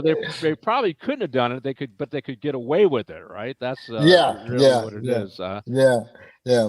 But it was a great effect, of the movie, Yeah, it was, because that really that certainly put the guys who were going for a conviction on their heels, right? Yes. Yeah. Put them on their heels, and suddenly, let's see, I forget my next scene, Martine, but before we roll this one, so then after all of this drama where they talk about it, he does eventually ask for a secret ballot, and I think I would have probably done a secret ballot right away if I was a jury foreman. Now we will probably, I'll never be on a jury because I'm a retired cop, right? And I think you guys are in the same boat, right? But I would probably have asked for a secret ballot right away. I don't think I would have done let's see where everybody's at kind of thing. I said, let's do a secret ballot, see where, then people can, they're not worried about the peer group. They're just thinking about what they think and why they might have problems. But they do another secret ballot, or they do a secret ballot this time, and he gets a second not guilty. Not guilty, yeah. And of course, everybody throws up their hands. Oh my God, how could this happen? But that good scene though, right? And Henry Fonda got exactly what he wanted, and he had done this. Hey, you know what? I'll go along with you guys. If you do a secret ballot, if nobody supports me, I'll vote guilty. So he's laying it out there. Yeah, he did. Yeah, he did. He's laying it out there, and he's throwing down the gauntlet. If I haven't convinced one of you that we need to discuss this more, and a not guilty verdict, and he does do that, and it's interesting because Lee Cobb, what does he do? He immediately assumes that Jack Klugman was the guy who voted not guilty, right? Did you see that? Right. He immediately assumes the guy that grew up in the slum, he's the guy who did it, right? Right. So you see the prejudice come out, and really, really good scene. And then of course, eventually it's number 9. It's the old man, right? Joseph Sweeney, the actor. Yep. And he explains, hey, I did this because if he's got the courage to stand up and say, well, you need to talk about it and lay these out, I want to support that. So I think we need to talk about it more before we. So Henry Fonda, of course, this is all cinema, but Henry Fonda, he gets what he wants, right? The architect, he extends the discussion, much to the frustration of our guy who wants to go see the baseball game, and much of our frustration to Mr. Cobb here. And you can see that this is the face I remember from On the Waterfront. Yes. It's I mean, when he's saying some of his lines, I just remember that from On the Waterfront, and then he gets in this classic fight with Marlon Brando at the end of the scene, right? Marlon Brando's supposed to be this former boxer, and this idiot goes out to fight him, and then, of course, he has to get all of his gunsels to help him at the end of that scene. Now, we'll have to do On the Waterfront one of these days. Oh, that's a great movie. It's can I just say another movie? Go ahead. Another movie that Lee J. Cobb was in is called Coogan's Bluff with Clint Eastwood. Yes. I love Clint Eastwood, man. He's great. I forget what does he play in Coogan's Bluff? He plays lieutenant for NYPD. Oh, got it. And Clint Eastwood has to travel all the way from Arizona to New York City to apprehend and extradite this criminal from New York to bring him back to Arizona. Well, I was reading something last night because I'm always looking for movies to do, and somebody had written a little bit of a review on Coogan's Bluff and said it was the lead on to Dirty Harry. So if you remember the character, yeah. And Coogan's Bluff, and and Dirty Harry. There are a lot of similarities, right? Yeah, there is. And Yeah, yeah. I'm going to do it my way. I'm going to get my man, and nobody's going to step in my way except Dirty Harry's wearing a cowboy hat, and it's New York instead of San Francisco, I guess. And he ends up riding a horse, which is in New York. But yeah, so this is a good scene, and obviously they go to the bathroom here, and you start seeing working them in the bathroom. I don't have that whole scene there, but they trying to work each other privately. You know what I mean? And Well, Jack Warden, works him like a fiddle in the bathroom, trying to, like, almost on the verge of intimidate him in the bathroom. And yeah, and you gotta appreciate Henry Fonda being cool, calm, and collective, and just kind of, I don't remember all the exact words, but he did a good job of dismissing Jack Warden. And then the other guy came in. I think his name is oh God, Edward Burns, number 6. He comes in the bathroom too after that and tries to smooth it, kind of work his way into Henry Fonda also, but Henry's not buying it. yeah, and I like Martin Balsam's. He's kind of the leader, but he's not a leader. Yeah, The jury foreman here. yeah. He wants, it's okay as long as everything's going, but as soon as there's conflict, he's all right. Who wants to take over? I don't want to do this job, right? But and you see that play out. And anyways, I do like the way Klugman plays this really subdued character, but he does stand up for himself as well. Yes, He eventually absolutely. stands up. Yeah. And here's the other guy, the blue collar guy. This guy, I liked him when they start going overboard and saying stuff, and he says, somebody ought to shut you up, because I could see Yeah. that happening. Back That's in the day. That's Edward Burns, number 6. Yeah, I can see that happening back in the day. Hey, you're going too far. Somebody needs to shut you up, right? I can see somebody doing that. I don't know if it would happen in a jury room, but that's the kind of blue collar thing. I'll stand up for the old guy, or I'll stand up for this other guy. I don't have a problem. You're running your mouth. And when I was reading the book Hillbilly Elegy, there was an expectation that you're going to do your business. You're going to take care of business, right? Yeah. So, but I did like that. But let's roll right into the excitable scene. So after these guys decide they're going to stick around, you can see here we got Ward's working them in the bathroom. Yeah. Lee Cobb gets pretty excitable in this whole thing. He's angry. Other people are angry, and this is where they have this is where Lee Cobb and Jack Klugman have their kind of their tiff. It's right after this bathroom scene. We'll roll into this scene. But this is, it's one of the things, I don't know if you guys have ever noticed this, but, we talk about domestic violence, but men are more likely to be victims of violence because they're out in the public sphere. Do you understand where I'm going with this? And it's that conflict and that interplay that men have to deal with, and particularly in the 50s and 60s, and even still today, even though we have a more enlightened society and more women are out there in the public sphere more often, still men are more victims because they're the ones out in public sphere, and they're the ones who are constantly dealing with this conflict that we have going on, and it's handled completely differently when it's all men. You got the blue collar guys saying, I'll button you up, I'll shut you up, and Yeah. you have people saying things they shouldn't say, and Jack Klugman have to step up to defend themselves, and so when I see this kind of interplay, I think of that crime stat, which kind of just, it flies over everybody's heads. Nobody else thinks about it, but men are by far victims of violent crime more often than women, because men are out in that public sphere, particularly as you go back 10, 20, 30 years. And there is an expectation that you're going to stand up when you're a man, when you have to. You're going to try and use some common sense, but these dynamics play out publicly all the time. We're seeing those dynamics playing out in the courtroom, sometimes almost coming to blows. What do you think about that, Ralph? Am I onto something there? I believe it happens, and I mean, I can remember times in meetings, and sometimes I wanted to go to blows and knock somebody's teeth out, but it never happened. I was thinking about it, But I believe over the years, I think that we've gotten away from that. And I'm talking about in organizations and in business, but back in the day in the early 80s when I came on the sheriff's department, if people had a problem with you, you go in the back of the station, you settle your differences and stuff. But I don't know if it's even happening anymore. But I don't doubt your statistics, though. I think men have challenged each other in things that took place between men and men, and there's probably things that happened between some men in regards to violence that men don't even report it.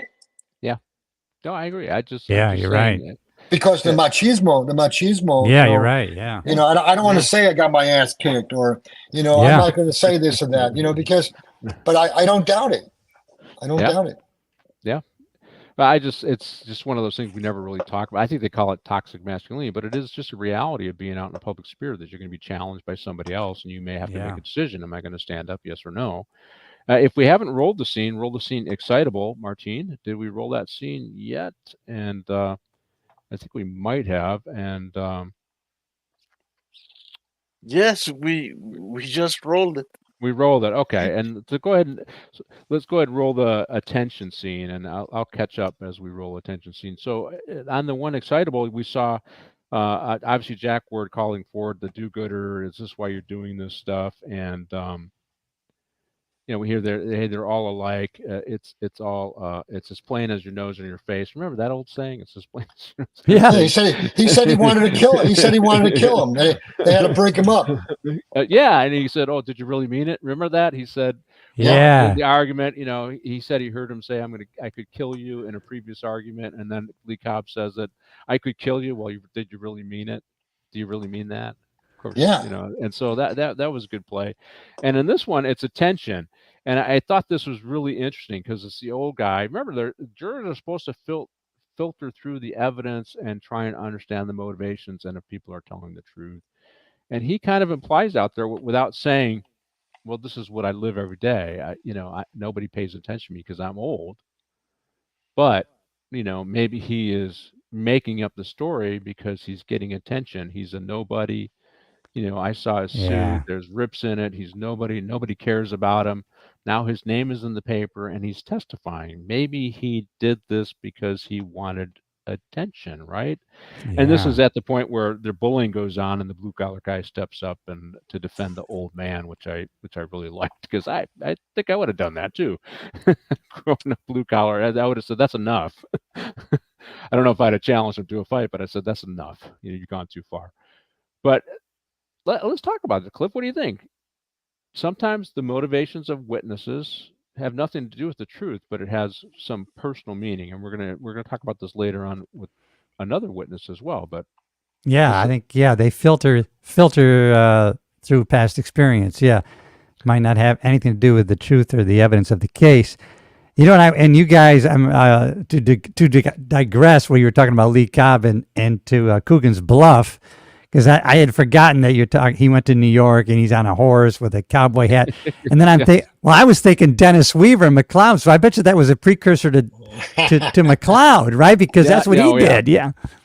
And I looked at the dates. So Coogan's Bluff was like 68 and McLeod was 71, 72. So I bet that was a precursor to that show. But anyways, you just, sparked that memory of McLeod. I used to love him riding through the streets of New York on the horse. I think in McLeod, he was supposed to be from Arizona as well, as was I can't remember. As was Clint Eastwood in the movie Coogan's Bluff too. So I think there's a lot of relationships. Yeah, sorry, I digressed on that because you spurned it on to me. I think when you said cowboy had a horse through the streets of New York, I'm going, that's way McLeod. I loved that show. But you see this guy, you can see that he's talking about his own experiences. Yes. Yeah. He's relating his own experience. Yeah.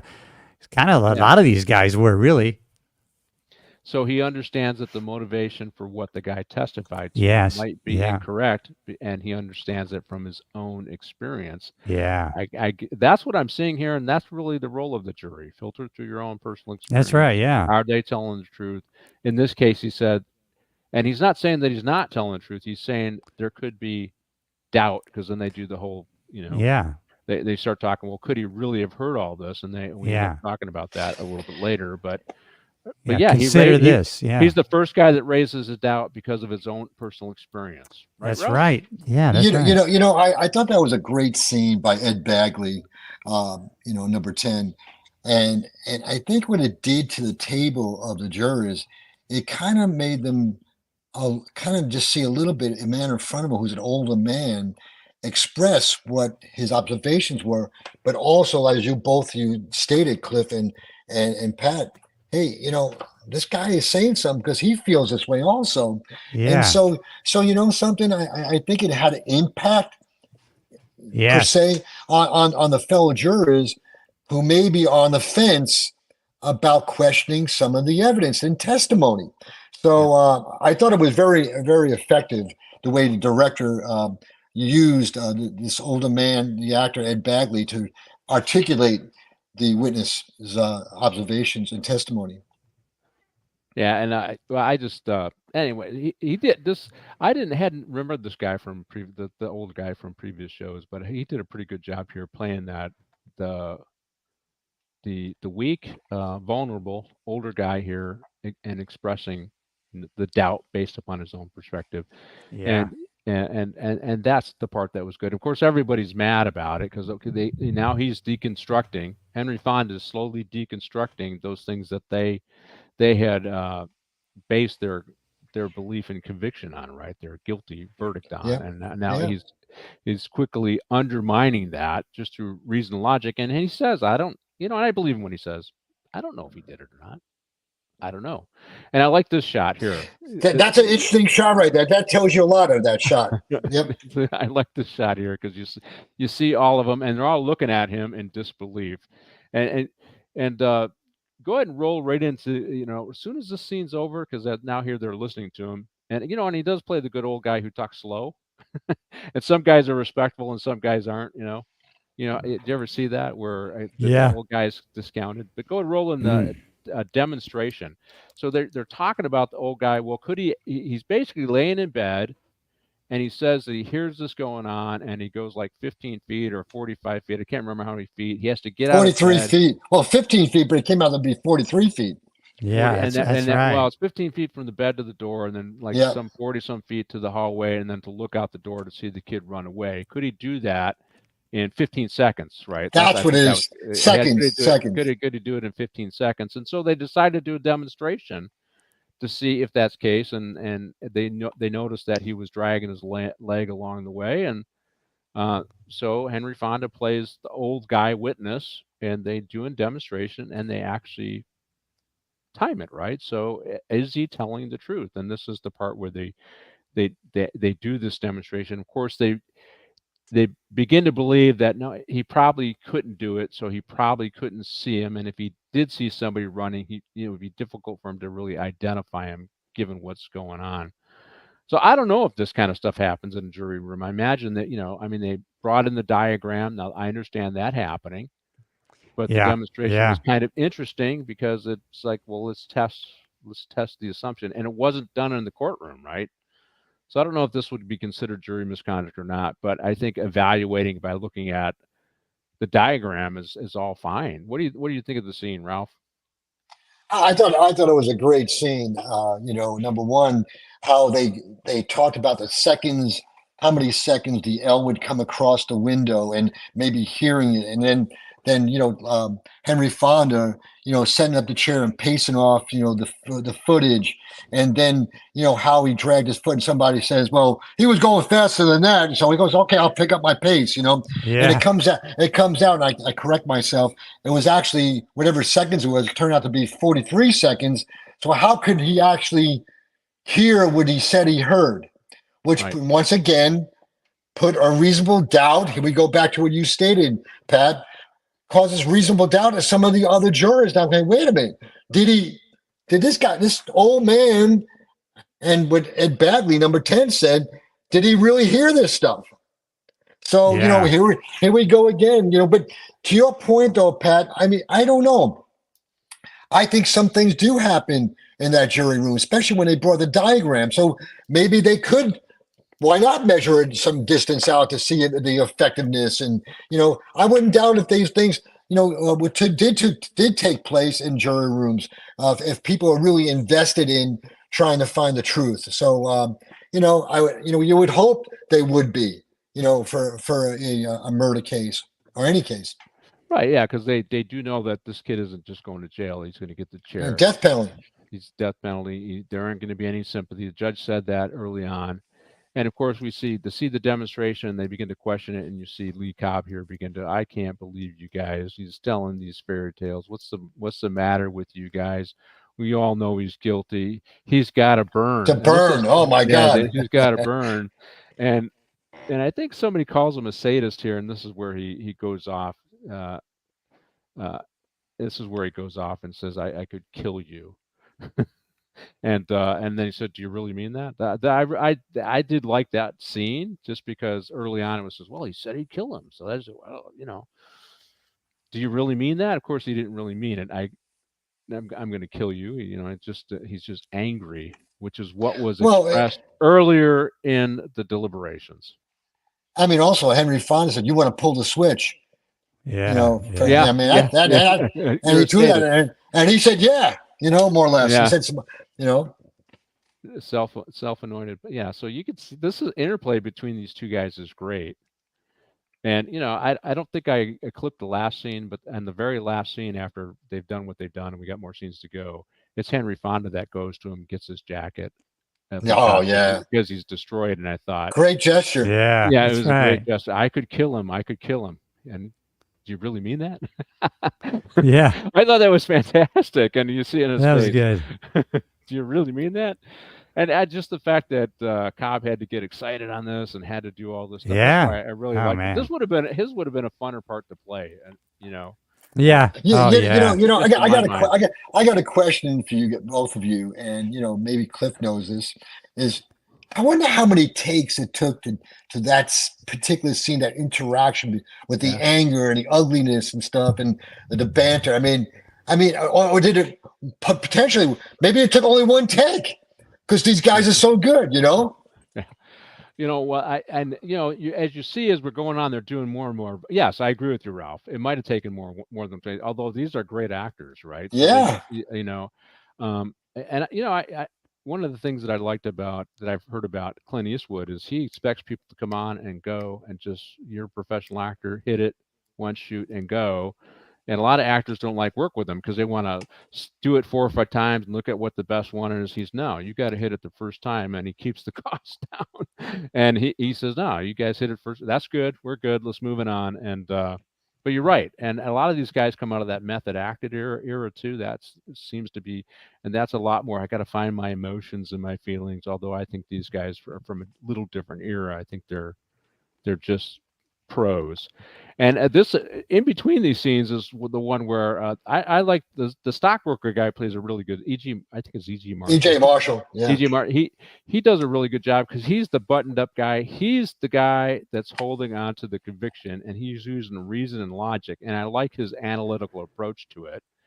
And he's not getting, he says, this is still possible. It's still possible for the old man to get there. I understand your demonstration that lays some doubt out, but we still have the knife. We still have the lady across the way and all that stuff. He's still laying out that possible evidence. But that somebody asked him, do you ever sweat? No, I don't. I thought that was pretty good. Let's roll with a hung jury, right? Because they eventually do a vote and they flip some of these guys. I think Glugman flips, and our other guy who's a foreigner. It's 6-6. Right. You can see the anger in some of these guys' faces, and Cobb he's allying himself with the stockbroker, but the stockbroker eventually tells him that just shut up,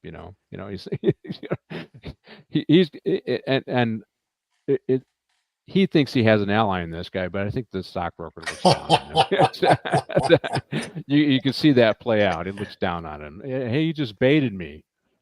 Yeah, he did a good job of it. Yeah. So he expresses, because he's even early on when this first starts, he's saying, "Here's my business," and the stockbroker doesn't take his business card, just ignores him.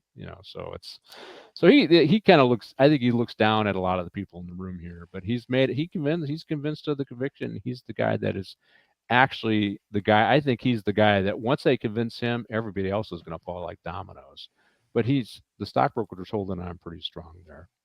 But they do a 6-6, and the goal is now to try and take down the stockbroker's perception of what really happened. And this is where the knife, where it's overhanded, using the knife in an overhanded way or an underhanded way. And they try to do that demonstration. It's great because they have Cobb. It's Cobb and Henry Fonda do it, and there's some animosity between them. And Cobb's got the knife. For a good staging there. But yeah, so will he come down on it, or will they do it underhanded? Certainly a switchblade knife is not necessarily. I agree with that. It's not necessarily. You don't flip it out and then immediately go to an overhand kind of thing. It is more of an underhand kind of on guard kind of thing. What did you think of this scene, Ralph? I thought that was a great scene when presenting how to use that knife, and Lee J. Cobb takes the initiative. Let me show you here. He comes up and who wants to be stand in front of me, and who stands up is Henry Fonda. And then you can see everybody's eyes open up. You can see the pupils dilate. Everybody's going, "What's he going to do?" And he gets that knife and overhead, and he comes toward the chest. And so there was a lot of tension there. But what I really loved was, Jack Klugman steps up, the guy from the street from that neighborhood. He goes, no, how you use a switchblade, it takes too much time to switch it from one part of your hand to the other. You come up and you jab upward. So he could be shorter, like the kid or somebody shorter coming up on somebody. You jab upward, the way the blade springs out, you go with that, So I thought that was a great scene by Klugman, Henry Fonda, Lee J. Cobb, and all the other actors' faces on the peripheral of that scene. It really captured so much. Well, the fact that, again, as I talked about, you're supposed to filter this through your life experience as you're making these evaluations. Yeah. And he had the life experience. This is how they generally fight with knives in that neighborhood. Now, that's not 100%, right? But it is more likely that it would have been handled another way, that he would have handled the knife another way, given that he's from that neighborhood. I could tell you, my dad's gone a long time, but I'll tell you, he grew up on the streets of New York, and he carried switchblade. That's exactly how you would carry it, what Jack Klugman said. And this scene, we see Henry Fonda doing, I call it the takedown of the stockbroker, because he's saying, well, he couldn't remember what movie he went to see, and Henry Fonda starts questioning the stockbroker. Well, where did you do last night? Well, what'd you do? Would you remember it after your father slapped you? Would you remember this? And as he's walking him through his memory, he realizes that he can't remember everything either. And again, it shows that maybe you build a case on multiple things to establish that a person is guilty, and he's looking at each one of these, and he's bringing doubt in each one of these things, showing that, well, he said I would have remembered this, and I would have remembered that, and remember, you can't remember it, and you weren't in an emotional state, right? But still, the stockbroker is still holding on here. But I like how he's doing this. It's an intellectual exchange between the two of these guys. You can see, unlike the stockbrokers, what he thinks about Cobb, he has respect for this guy. He has respect for Fonda's character, and you see that in this interplay, right? He ain't going to back off, but he'll play his game because he sees this is a conversation between two intellectual equals, is the way I see this. What do you think, Cliff? Yeah, I agree. And I want to go back to Ralph's question, because I think you're right. I think they had to probably do these. There probably was a lot of single takes. When I look at the trivia on the IMDb, right, it said Sidney Lumet had the actors stay in the room for many hours end over end, doing their lines over and over without filming them. And this gave them a sense of being locked up. And then because of the painstaking rehearsals for the film lasted an exhausting 2 weeks, they only had 21 days to complete it. So I bet they had to do a lot of one takes, to go back to your question, Ralph. But thank you, Cliff. Yeah, so I was kind of looking into that. But yeah, and well, it was just man, well, you guys got me liking this movie more and more as I delve into the layers of it, right? Because there is a lot to think about, a lot going on here. I'm glad Pat and I can do that to you. Yeah, no, because initially I was like, that's kind of a pain in the neck movie, but now there's a lot going on. Yeah. Well, Yeah. but yeah, okay, Ralph. So same question to you.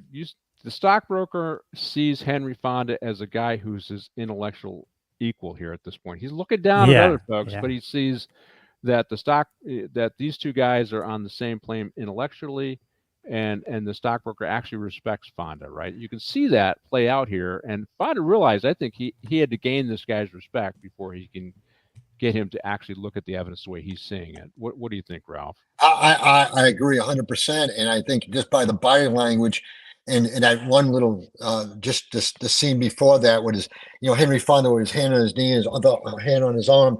There's certain body language. It's like analytical interviewing. When you take that up, I think he embraced without touching E.J. Marshall.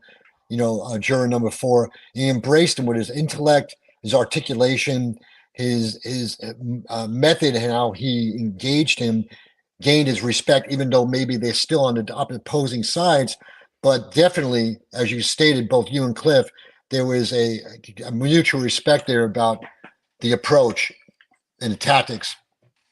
Here's the other one. He's smoking in the room. Can't do that Yeah. now. No. That's a change, right? Yeah. And I like how they show the darkness too behind some of these guys, because it Oh, implies, you know what I mean? It's just the whole lighting thing, and we're gonna more emotion. It gives it emotion. yeah, and the next scene is right after this scene is really a very powerful scene, and this is the one where it's the scene about race. It's the racist scene, if you remember correctly. And I'm going to talk a little bit about the blocking in that scene. And just Martine, just roll right into the scene. That scene right after this scene is over with. But it's as soon as he gets the stockbroker here to question the facts, you can see he's not. Once he flips him, the rest of the jury, because the other guy with the ad guy with the glasses on, he's going to flow whichever way, Yeah. right? And they take Ward down. Ward is going to flow whatever way, and they demanded. They ask why, and he goes, "Oh, duh, for all the reasons you say. Yeah, that's why." He doesn't care whether the guy is convicted or the guy is innocent. He just wants to leave. He doesn't really want to be there, and he's not really never really engaged in the evidence. He just went along.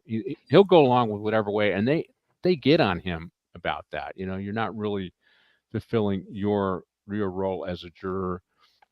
So go ahead and roll in the next scene, and this is the bigot on display, is what I called this scene. And That's Ed Bagley, number 10. yeah, he was he was good in this because he just starts to rant. You guys are all voting not guilty. I don't understand you people, and he just starts to go into this rant. I mean, these guys are prickly little and he's insulting them, and he's looking around. You guys know what they're like. You know what they're all about. This is, how can you do this? And what happens here is, you see, as he's going into his rant, gradually each one of them gets up and they walk away from it, and they turn their back to him. Yeah, that was Right. great. Absolutely. Yep. Yeah. Yep. And gradually you're seeing everybody turn their back to him. Maybe a couple of them might have stayed in their seats, but they turned away from him. And gradually he's seeing that. What's going on with you guys? How come you're doing that? So first they're looking down, they're not looking at him. And then they eventually get, and I have to tell you, so here's the thing. I used to do competitive speaking, but I did drama and comedy, believe it or not, in high school for a couple of years. And actually I won the state of Michigan when I was a junior. And where you had to do blocking, you had to memorize your lines and all that other stuff. And some football coach also did this, or recruited a bunch of jocks to do this stuff. And so we went to do this, and there were blocking. So, and you had these blockings, and you did certain things. I did mostly comedy, but I competed against mostly drama, what we call multiple. So it's 3 to 8 people that you're competing against on a team. And they would use blocking to express how people were feeling, right? And so what you see in this, it's more staged. So here we go. The guy starts getting up, he moves away, and he turns his back to him. Here's one. And pretty soon everybody starts doing that, or they turn away from him, indicating that they don't want to be affiliated with this racist. And it's a very powerful scene. It's a scene that you might see more on the stage and not necessarily in the movies, right? But because they're all in one room, they move to this theatrical kind of trick, the stage kind of blocking to demonstrate these people distancing themselves from the race. You see it going on right here. And so so now you guys know I did Yay! some mostly comedy, some drama. I was the straight guy. I would set up the other guys who gave the jokes, and Nice. then I got recruited to do some. Did you get an Emmy? I have a telly upstairs that I got, but no, well, we won the state of Michigan the first year I did it as a high school, and went to the regional finals the second year. We actually qualified on multiple things, but you can only compete in one area once you qualify for the state playoffs or whatever they call it, the state competition. So yeah, it was probably a skill set that, when I was on the streets fighting bad guys, the football skill set came in handy. When I was in meetings trying to convince people to do the right thing as a, lieutenant, going up the ranks, the public speaking skills were better used. Of course, I use speaking skills on the streets as well, very well, but it was an interesting combination. I did football and kept it speaking, but I just saw the blocking, and you see it lay out here, and that's the kind of trick we would have used to display people distancing themselves from the racist in this scene, right? And that they turned off listening to him, right? So what'd you think of the scene, Cliff? You're a Hollywood guy. You did some acting. What'd you think of the scene? Yeah, I thought, like you said, that is something you would have seen on the stage, like on a Broadway show, to make that impact on everybody in the theater. But also, it was interesting because I did see, like you were saying, I did see how they use lighting in a way with different angles and shadows on the faces. Although in the IMDb trivia, it says they were under the gun by time so much that he never wanted to change the lighting. Once he got set up, he wanted to keep going. So he probably used camera angles and this kind of things to create a different look to the scene, and shadows on the faces, probably through sitting and standing, I would imagine. Yeah, and of course he calls them a bunch of bleeding hearts. And let's roll into the last scene. We got time for one more scene here, but I thought that was the best scene in the movie for me because they turned their back on racism. That's not that's right. We're not gonna, and it also, you see, Bagley is defeated at this point, and he actually flips to not guilty. He realizes that it was his racism that was driving his decision making, and it's interesting that the jury brought it out. And this last scene is really about the glasses. And this is where finally the stockbroker is. Yeah. He flips, and everybody flips. And that is, he rubs his nose with glasses. Now I got glasses. Ralph's got glasses. And every now and then you get the little things right on your nose there. And they talk about it. Oh yeah, the lady wasn't wearing her glasses. How could she see? There's no way she would have put her glasses on if she was in bed. Because nobody wears their glasses in bed. Couldn't see across the way. Couldn't see. She probably didn't see this, and that calls into question her whole testimony, right? And they lay it out. Well, how much could she really see? But it was just the mere fact that he's rubbing his nose that caused them to think, oh, wait a minute, she had those same spots, and so we never got into her vision. And that would have been something normally a defense attorney would get into. Well, you wear glasses. Right. I wear glasses. Were you wearing your glasses in bed? No. Are you nearsighted or are you farsighted? That kind of thing, given the distance and given the challenges that you would see them from on either side of the L and through the L, right? So, well, that goes back to Henry Fonda making statements early in the movie about, did he have a proper public defender who challenged, so, there you go with that. But I did like the scene because this is finally they convince the stockbroker, and the stockbroker ultimately says, I've changed my vote, right? I've changed my vote, and ultimately it is, we don't see the Lee Cobb explode here, although we might catch it on the tail end of the scene, and then Lee Cobb explodes, and he gets to where he ends up ripping up a picture of his son. And he realizes that this is more about his emotion and not anger, guilty. that it not having any contact with his son for 2 years, and blowing raising, just the fact that he blew it when he raised his son to be this way. And what do you mean no glasses? So he gets into this. He's just, all of his arguments are emotional arguments because that's all he has left, and that eventually lays out there. Yeah, and of course everybody's chipping in. Yeah, I saw those marks too. What marks? What are you talking about? So, but this final scene, I it just Henry Fonda does the takedown, forces everybody to look at every piece of evidence to the credibility of the evidence, and then finally it was the emotion of Lee Cobb exploding, and his realization that his decision on this guilty verdict is about his relationship with his son and not really the evidence in the case. And I think that was a final good scene because, a lot of our personal feelings are interplay in how we see a case, right?